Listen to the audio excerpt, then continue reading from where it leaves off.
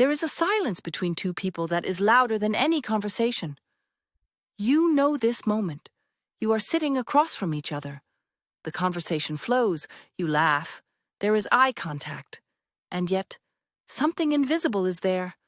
A kind of wall made of air. A boundary separating the space between you. Many men, especially those who want to be respectful, freeze in this exact moment. They wait. They observe. They scan the other person for a clear, unmistakable invitation to cross that distance. They don't want to make a mistake. They don't want to seem intrusive. But in this hesitation, something unexpected often happens. Instead of signaling safety, pressure begins to build. The atmosphere grows heavy. The moment shifts from relaxed to anticipatory. And unconsciously, the woman is no longer asking, "Is he a gentleman?" She is asking, "Is he afraid?" or "Does he not know how closeness works?" Today, we're talking about this exact transition. Not about dating tricks, not about manipulation, but about the neurobiology of safety and attraction. And why a very specific kind of touch makes the difference between a man who appears needy and a man who leads with calm confidence. Soft musical transition. To understand what truly happens during first physical contact, we need to accept an uncomfortable truth. Many men operate from an assumption that sounds logical, but is often misunderstood in practice. The assumption is this: if I don't touch her, I'm on the safe side. I'm respecting her boundaries completely. It sounds reasonable, but in human interaction, absolute passivity is not a neutral state. Passivity is a message. When emotional closeness increases, but physical distance stays the same, a form of dissonance appears. The nervous system registers, "We connect emotionally, but physically he pulls away." This is rarely interpreted as respect.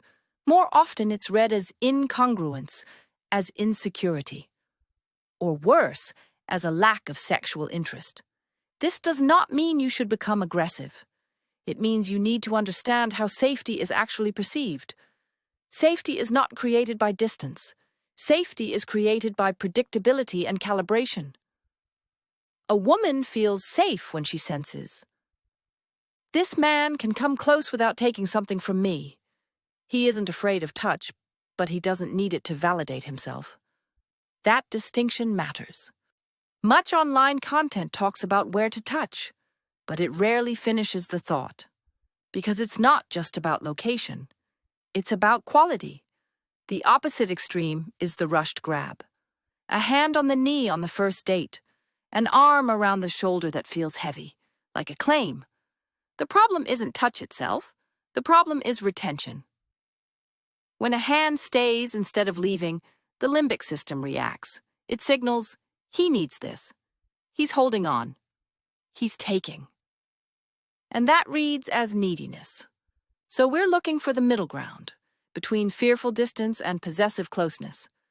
This middle ground is fleeting, casual, and it exists in what we call the social safety zone. Concretely, this means the forearm, the elbow, the outer edge of the hand. Why these areas?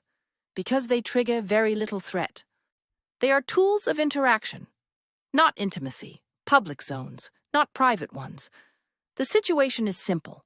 You're laughing, you emphasize a point, you agree with her on something meaningful. In that exact moment, you briefly touch her forearm or her wrist for about 1 second. Not stroking, not gripping, but as a natural emphasis, like a punctuation mark at the end of a sentence. And then, this is crucial, you immediately withdraw your hand. This withdrawal is not rejection. It is the signal. This is where the real effect happens. You demonstrate two things at once. First, you are comfortable closing physical distance. Second, you are socially intelligent enough to give her space immediately. You don't cling. You offer closeness and let go right away. Her nervous system checks, us unconsciously. Did it fit the moment? Yes. Did he hold on? No. Did it feel safe? Yes. That breaks the touch barrier, without pressure, without alarm. The next time, it's no longer a first time. Tension decreases, familiarity increases. Many women describe this exact effect. They say things like, "I don't even remember when it happened. It just felt natural." Or the opposite. "He was distant all evening and suddenly tried to kiss me at the end. I almost pulled away." A kiss should never be the first physical contact. That isn't romance. That's a shock. Physical closeness should be a staircase, not a leap off a cliff. If, throughout the evening, you've included small, brief touches, always contextual, always released, then the kiss at the end is only a small step. Her body already knows you. It has already learned that you are not a threat. But there is an even deeper layer, the inner attitude of your hand. Notice how you touch objects. Do you grip your glass tightly? Do your fingers move nervously? Restlessness transfers. So does insecurity.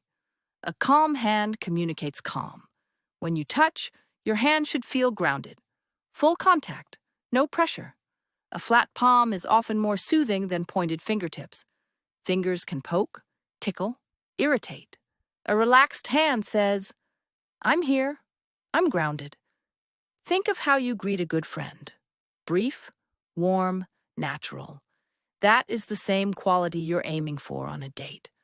Why is this so difficult for many men? Because they try to control the outcome. What if she pulls away? What if she doesn't like it? That fear makes the hand tense, and that tension is felt. Reframe touch. Not as a question, and not as a demand, but as an offer. You offer closeness. Her reaction is her choice, and you are prepared to accept any response calmly. She leans in? Good. She stays neutral? Also good. She leans away slightly? Still good. A grounded man does not take this personally. He notices, adjusts, and continues the conversation calmly. This ease builds trust. To summarize, don't wait for the perfect moment. It won't come. Use emotional peaks in the conversation. Start in neutral zones. Touch briefly. Withdraw. Observe. Closeness is a dance, not an ambush. In the end, this isn't about technique. It's about restoring full human communication. Words are only one layer. We are biological beings. We need safety, physically as well. When you understand this silent channel, dates become easier, calmer, more natural. Attraction is not an accident. It emerges when emotional and physical safety meet. If you want to understand how to embody this calm, not fake it, subscribe to this channel. I'll see you in the next video.